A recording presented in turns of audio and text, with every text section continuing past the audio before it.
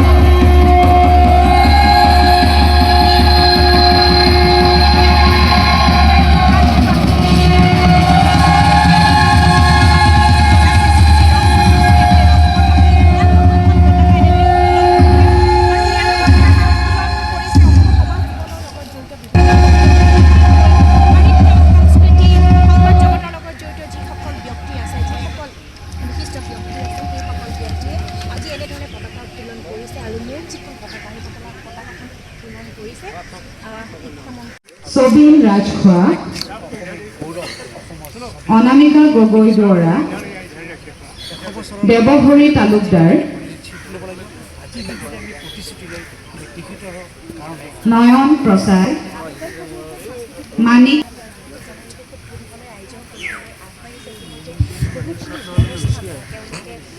কাকলি শইকীয়া, জ্যোতিষ শৰ্মা, বিদ্যাসাগৰ, ৰাজেশ ভূপেন হাজৰিকাৰ জন্ম দিৱসত শ্ৰীমন্ত শংকৰদেৱ কলাক্ষেত্ৰত উদযাপিত সমন্বয় দিৱসৰ পতাকা উত্তোলন কাৰ্যসূচীত আমি অংশগ্ৰহণ কৰোঁ। ডক্টৰ ভূপেন হাজৰিকা এক বিশ্বজনীন সত্তা। তেখেত এজন বিশ্ব নাগৰিক আছিল। এজন অসমৰ নাগৰিক এনেধৰণে বিশ্বৰ নাগৰিক হয় সমগ্ৰ মানৱ জাতিৰ কাৰণে যাউতিযুগীয়া বাৰ্তা দি যাব পৰাটো আমাৰ কাৰণে খুব গৌৰৱৰ কথা। অহা এশটা নহয় শত শত বছৰলৈ তেখেতৰ গানৰ যি বাৰ্তা, তেখেতৰ গানৰ যি ভাষা, সি সদায় মানৱ জীৱনৰ কাৰণে সি সদায় এটা সঞ্জীৱিত হৈয়ে থাকিব। গতিকে এইটো এটা গৌৰৱৰ দিন। তেখেত অসমৰ এজন সন্তান আছিল আৰু আমি তেখেতলৈ আজিৰ দিনটোত গভীৰ শ্ৰদ্ধাঞ্জলি জ্ঞাপন কৰিছোঁ।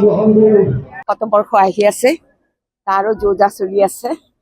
আমাৰ ন্যাসৰ ফালৰ পৰা আজি অত বছৰে 11 চনৰ পিছৰ পৰা আৰু 12 চনৰ পৰা ভূপেনদাৰ এই জন্মদিন সমন্বয় দিৱসত আমি বিয়পাই লৈ ফুৰিছোঁ। কাৰণ ভূপেনদা যিহেতু সমন্বয়ৰ বাৰ্তা লৈ পৃথিৱী ভ্ৰমি ফুৰিছিলে। ভূপেনদাৰ সপোন আছিলে যিহেতু আমি বিশ্বক আমাৰ ওচৰত লৈ আনিব নোৱাৰোঁ, আমি অসম আমাৰ সৰু ৰাজ্যখনক আমি বিশ্বৰ দৰবাৰত লৈ যাব লাগে।